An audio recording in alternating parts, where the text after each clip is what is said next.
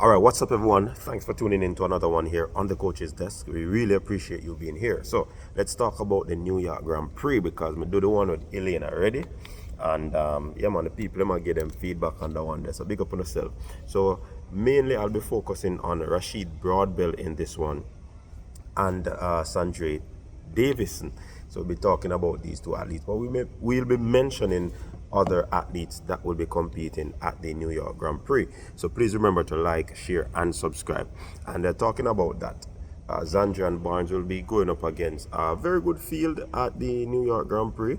Yeah, man, he'll be facing the likes of Wade Van Niekerk. Yeah, man, I know that Van Niekerk, record holder in the event, the 400 meter event, and he'll also be going up against the likes of Kirani James. You understand? Jerry Richards will be going back to the 400 meters to see what he can do. Matthew Boulding will also be in that one. Chris Bailey, Elijah Goodwin, and Ja'Cory Patterson. So it's a very good field that Sandrey and Barnes will go up against. I do think he has the ability to put on a good show in this one. Definitely we need to see him go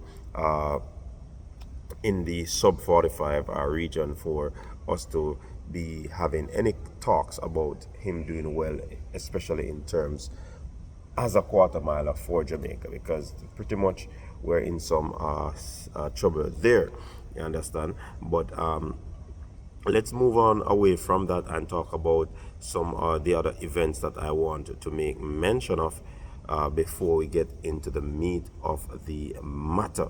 All right, so the women's 100 meter hurdles, of course, people want to know, so the women's 100 meter hurdles have always been one of those events that the athletes do not shy away from. You understand? Yeah, man, the athletes do not shy away from that event. You get what I'm saying?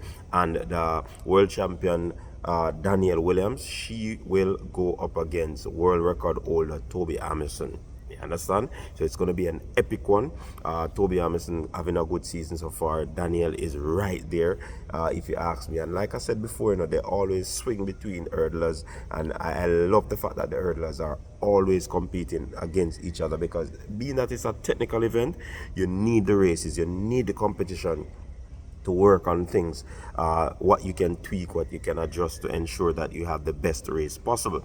Kenny Harrison is also in this one. Tony Marshall from the Star Athletics Club will also be in this one. Davine Charlton, the indoor world record holder, she will line up against this one, and she had a very good run in the Racers Grand Prix, so we have to look out for Davine Charlton. Alasia Johnson, yeah, man, that Alasia Johnson, a bagger, you know. No, me at that, but man, yeah, man, she did it too. I think she's a quality athlete as well, but yeah, she'll be there. Akira Nugent, she should have been at the Racers Grand Prix, but because of some flight issues, she wasn't able to be there. So I'm looking forward to see her put in a very good run at this event, if you know what I mean. I look to I think she had a fall the last time she ran, and she definitely would want to, you know, make up on that, especially from her perspective, and to see where she's at from that recovery. You understand? Masai Russell will also be in that one. Andrea Vargas and Anna All. So this is a very stacked 100 meter hurdles field, and as usual, the ladies don't shy away from competing with each other. All right, so rising 100 meters youngster in, yeah, man, so rising sprint sensation in Sandrey Davison will be taking on a very decent field over there in New York. You have the likes of a Fred Curley, who incidentally will definitely go after the world record, because he said the next time he touch the truck a world record thing, you know. I remember saying, Usain Bolt did run world record in New York. So anyways, Fred Curley will be there. PJ Austin, Kendall Williams, Odudi will be there. That's the Nigerian sprinter. Benjamin Azamati, Terence Laird, and Micaiah Harris. So this is a nice field for Sandrey Davison. I certainly would love for him to actually get another PB in this one, because he has been having a pretty decent season, winning two, running on two ankle legs for the nation in 4x1 pen relays and world relays. You understand? He has been improving significantly or incrementally, where he has lowered his PB like twice this season. So I believe that he can definitely go again and lower his PB at this meet. You understand? So definitely Sandrey is doing excellently well. He's one for the future, and I just hope that he continues to progress at the rate that he is progressing right now. So I'm looking forward to see him race. I'm looking forward to see him compete. He's a lanky sprinter.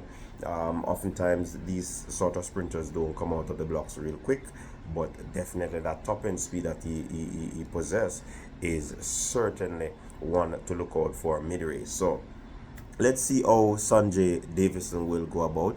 Who are you picking for this one? Do you think Sandrey can upset a Fred Curley on this field? I think so, I think so. But let's see how we execute, because of course, it's about execution. Once you don't rush the phases and you take your time, trust the process, then certainly it can happen. But let's talk about Rasheed Broadbell. In his season opener outdoor, because he ran a few indoor races, he actually did excellently well. 13-2. That's not a bad way to open, because you have Answer Parchment open at 13-3 and then he dropped to 13-2. So that's very good from a Rasheed Broadbell standpoint. But for me, in terms of his execution, I certainly know that they will work on that start, and not even the start, but to get to that first barrier real quick to ensure that he gives himself an opportunity. Technically, I have not really seen much difference, but again, they will be working on that, because the season is there for the taking. So certainly I am looking forward to see that improvement where he's concerned. But as usual, the mid part of his race is his stronger part. And that spells trouble. So if he can actually work on that latter part of his race, that first part of his race, then he's a very dangerous commodity.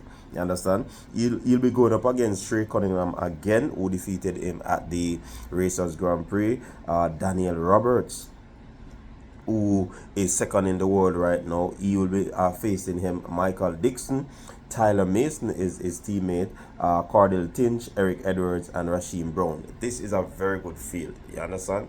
And if Broadbell wants to have a very good race, then this is a field that he can go about putting together that good race. And I like it. I like when the athletes compete against the top competitors in the season, because it argues well for them, you understand? Not only to see where their competitors are, but to know what to work on, even though their competitors are going to be improving on that they might have an issue with. So it is a good look. I'm very, very much looking forward to him competing, and definitely he can take the win. But as it stands, Trey Cunningham and Daniel Roberts are going to be his biggest competitors, and definitely I'm gonna try and see how best he can, or he's gonna try, and his coach gonna see how best they can, navigate themselves over that those hurdles, those 10 flight of hurdles, and see how best they can come out with a victory. Share your thoughts in the comment section. Until next time, that's it. I'm out.